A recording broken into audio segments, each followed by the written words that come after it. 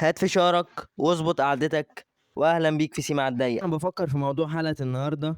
فكرت ان انا اعمل افضل افلام بطولة نسائية، بس في مرحلة البحث قبل الحلقة ما لقيتش غير فيلمين بس يعتبر ينفع يتقال عليهم بطولة نسائية. بس لما فكرت ان انا ممكن اعكس الموضوع بالنسبة للمسلسلات، بصراحة لقيت مسلسلات كتير يعتبر من افضل الاعمال في الدراما عموما. وعشان كده في حلقة النهارده هقول لكم من وجهة نظري افضل 5 مسلسلات بطولة نسائية اخر 15 سنة. المسلسل رقم 5 معانا وهو مسلسل ذات. المسلسل بطولة نيللي كريم، باسم سمرة، هاني عادل، وانتصار. قصة المسلسل باختصار بتتكلم عن الأثر الناتج عن الأحداث السياسية بالنسبة لأسرة مصرية، وبطلة الأسرة دي بنت اسمها ذات. المسلسل تأليف مريم نعوم وإخراج كاملة أبو ذكري. طبعا مفيش حد ما يعرفش المسلسل ده. المسلسل يعتبر من العلامات في الدراما المصرية. المسلسل فيه أداء تاريخي لنيللي كريم، باسم سمرة كالعادة عبقري، يعني مش محتاج أقول حاجة. هيموتوا النهارده.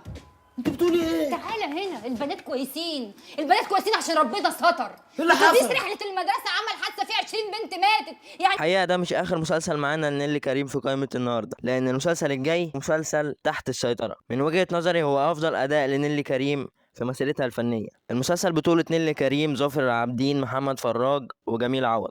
المسلسل باختصار بيتكلم عن أثر الإدمان في حياة مجموعة من الشباب. المسلسل تأليف برضه مريم نعوم وإخراج تامر محسن. وطبعا طالما جبنا سيرة مسلسل تحت السيطرة، ما نقدرش ننسى المشهد الايقوني للفنان الكبير ماجد الكدواني اللي انتوا شايفينه قدامكم دلوقتي وانا بتكلم عن المسلسل.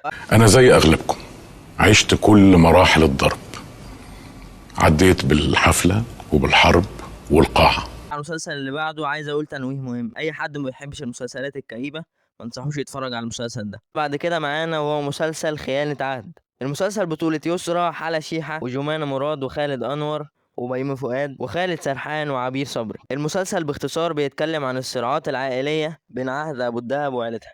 المسلسل تأليف المؤلف احمد عادل واخراج سامح عبد العزيز.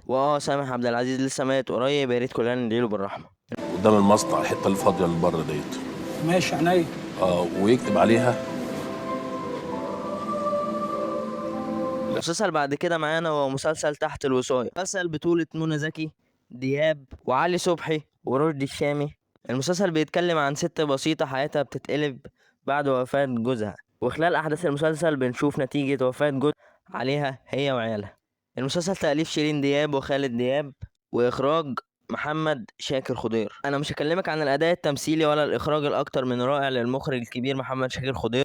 انا يكفيني اقول لك ان المسلسل ده كان سبب في تغيير قانون الوصاية في قوانين الاحوال الشخصية في مصر. وما لقاش لمبة منورة بيتفزع، وبيفضل يومين ما بيعرفش ينام خالص، ولو كل ملوخية بطنه بتكركب قوي، وما بيحطش حاجة في بقه. المسلسل اللي بعد كده هو كان لسه في رمضان اللي فات، وهو مسلسل حكاية نرجس. المسلسل بطولة ريهام عبد الغفور، حمزة العيالي، وبسنت أبو باشا. قصة المسلسل بتتكلم عن نرجس اللي عندها مشاكل في الخلفة، وهنشوف ازاي هي هتقدر تواجه المجتمع بسبب المشكلة اللي عندها. المسلسل تأليف عماد صبري وإخراج سامح علاء، اللي بالمناسبة ده كان أول عمل طويل من إخراجه. بكفوفك دق دق بكفوفك دشدش خوفك، نفسي تكبر لي واشوفك ماسك بيها بغموسة. في النهاية كل واحد لازم يسأل نفسه: هل الستات أنقذوا الدراما؟ من وجهة نظري هم فعلا كانوا أهم عنصر في إنقاذ الدراما المصرية بعد ثورة 2011. ودلوقتي معادنا مع سؤال الحلقة: هل انتوا فعلا شايفين إن الستات أنقذوا الدراما المصرية في آخر 15 سنة؟ بس كده، ما تنسوش اللايك والاشتراك وتفعيل زرار الجرس، وتجاوبوا على سؤال الحلقة في التعليقات، وتكتبوا عايزين نتكلم عن إيه في الحلقات الجاية. وسلام.